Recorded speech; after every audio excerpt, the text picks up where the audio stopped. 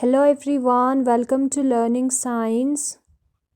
आज का हमारा टॉपिक है electric field due to a point source charge. आज हम देखेंगे कि जो पॉइंट सोर्स चार्ज है उसका इलेक्ट्रिक फील्ड कितना होता है। ठीक है, तो सबसे पहले यहाँ पर हम जो भी यहाँ पर लिखा है जो डेफिनेशन है उसको बाद में करेंगे। हम कंसेप्ट को समझते हैं, फॉर्मूलाज को समझते हैं। सबसे पहले हम सपोज करते हैं कि हमारे पास एक चार्ज है प्लस क्यू जो कि पॉजिटिव है। ठीक है, उसके इलेक्ट्रिक फील्ड में हमने एक टेस्ट चार्ज रखा है जो कि है क्यू नॉट। वो प्लस क्यू के फील्ड में है तो उस पे उसका असर होगा। क्या करेगा, ये जो प्लस क्यू चार्ज है वो इस पे फोर्स एक्सर्ट करेगा। ये जो क्यू नॉट है वो हमारा टेस्ट चार्ज है। टेस्ट चार्ज कैसा होता है, वो जो है एक पॉजिटिव चार्ज होता है और उसका वैल्यू जो है यूनिटी होता है, 1 होता है। ठीक है, तो यहाँ पर ये जो प्लस क्यू चार्ज है और ये जो क्यू नॉट है, प्लस क्यू चार्ज जो है वो क्यू नॉट पे फोर्स अप्लाई करेगा। उसका डायरेक्शन जो है आर यूनिट वेक्टर दिखाता है। ठीक है, और ये जो दो चार्जेस है वो क्या होगा, ये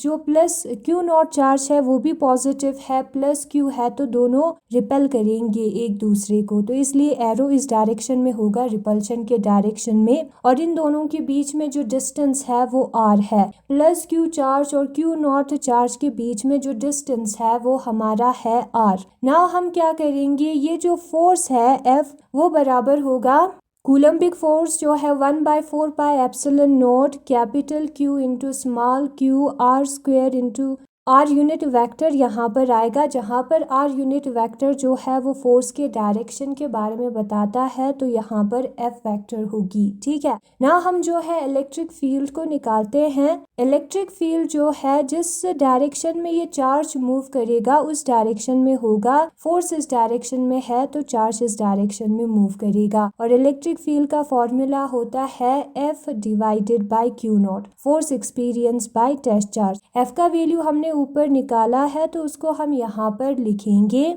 और डिवाइडेड बाय क्यू नॉट है तो इंटू 1/क्यू नॉट ऐसे हम लिख सकते हैं डिवाइडेड बाय क्यू नॉट को। ये और ये हो जाएगा कैंसिल। तो हमारा जो इलेक्ट्रिक फील्ड वेक्टर है, इलेक्ट्रिक फील्ड है वो जो है इस टर्म के बराबर होगा। क्यू नॉट और क्यू नॉट हो गया है कैंसिल। तो ये है हमारा ई वेक्टर। ठीक है, ई वेक्टर का फॉर्मूला जो है वो यहाँ पर दिया है। क्यू नॉट टर्म जो है यहाँ पर कैंसिल होता है, हम इस चीज को ऑब्जर्व कर सकते हैं। तो वही यहाँ पर लिखा है electric field due to a point source charge. हम कंसिडर करेंगे point source charge plus Q को जो कि यहाँ पर दिया है। और हम सपोज करते हैं कि हमारे पास एक टेस्ट चार्ज क्यू नॉट है जिसको हमने प्लस क्यू के इलेक्ट्रिक फील्ड में रखा है। और उन दोनों के बीच में जो डिस्टेंस है, टेस्ट चार्ज और प्लस क्यू के बीच में जो डिस्टेंस है वो है हमारा आर। जो फोर्स एक्सपीरियंस करेगा test charge capital charge plus Q की वजह से वो यहाँ पर दिया है। आर के जो है वो यूनिट वेक्टर है जो कि प्लस क्यू चार्ज से क्यू नॉट चार्ज की तरफ होगा। यहाँ पर रिपल्शन होगा क्योंकि दोनों पॉजिटिव चार्जेस है, जो लाइक चार्जेस है वो रिपेल होता है, इसलिए यहाँ पर रिपल्शन होगा, इसलिए डायरेक्शन यहाँ पर दिया है। और ये जो प्लस क्यू चार्ज है उससे अवे डायरेक्टेड है, हम यहाँ पर ऑब्जर्व कर सकते हैं क्योंकि रिपल्शन है।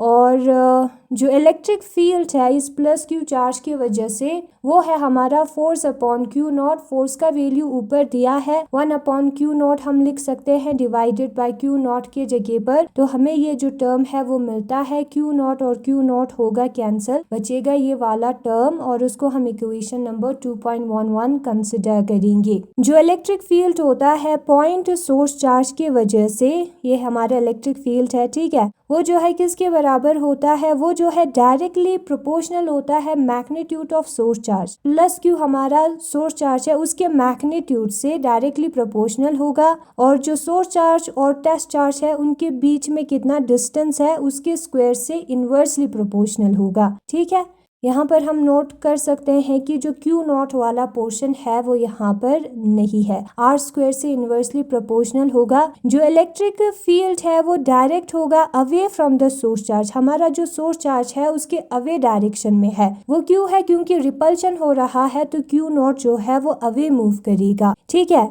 अगर ये जो चार्ज है वो प्लस क्यू हुआ तो, नहीं तो केस जो है वो दूसरा हो जाएगा, रिपल्शन की वजह से अवे मूव किया है, लेकिन इलेक्ट्रिक फील्ड जो है वो सोर्स चार्ज के टूवर्ड्स होगा अगर सोर्स चार्ज जो है नेगेटिव क्यू हुआ। ये क्यों होता है? क्योंकि क्यू नॉट जो है वो एक पॉजिटिव है, उसका साइन पॉजिटिव है, नेगेटिव और पॉजिटिव अट्रैक्ट करता है, तो ये जो नेगेटिव कैपिटल क्यू है वो अपनी तरफ खींचेगा क्यू नॉट को, और वही हमारा डायरेक्शन होता है इलेक्ट्रिक फील्ड का। और यहाँ पर हमने ये भी देखा इस फॉर्मूले में कि यहाँ पर कोई क्यू नॉट है ही नहीं, तो टेस्ट चार्ज पर डिपेंड नहीं होता है इलेक्ट्रिक फील्ड, जो कि सोर्स चार्ज की वजह से है।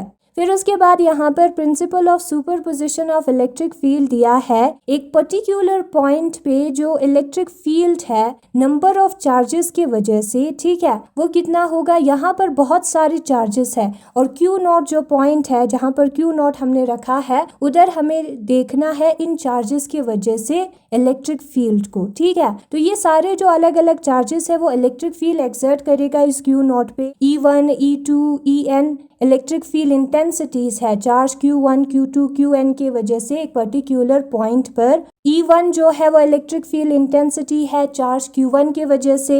E2 जो है, सपोज करते हैं यहाँ पर जो Q नॉट है वहां पर इलेक्ट्रिक फील्ड इंटेंसिटी है चार्ज Q2 की वजह से। En जो है Qn की वजह से है। तो जितने भी इलेक्ट्रिक फील्ड इंटेंसिटी है उसका सम जो है वो टोटल इलेक्ट्रिक फील्ड इंटेंसिटी हमें देगा। तो 1 2 3 के जगह पर हम summation I = 1 to n use कर सकते हैं, और यही है हमारा प्रिंसिपल ऑफ सुपरपोजिशन।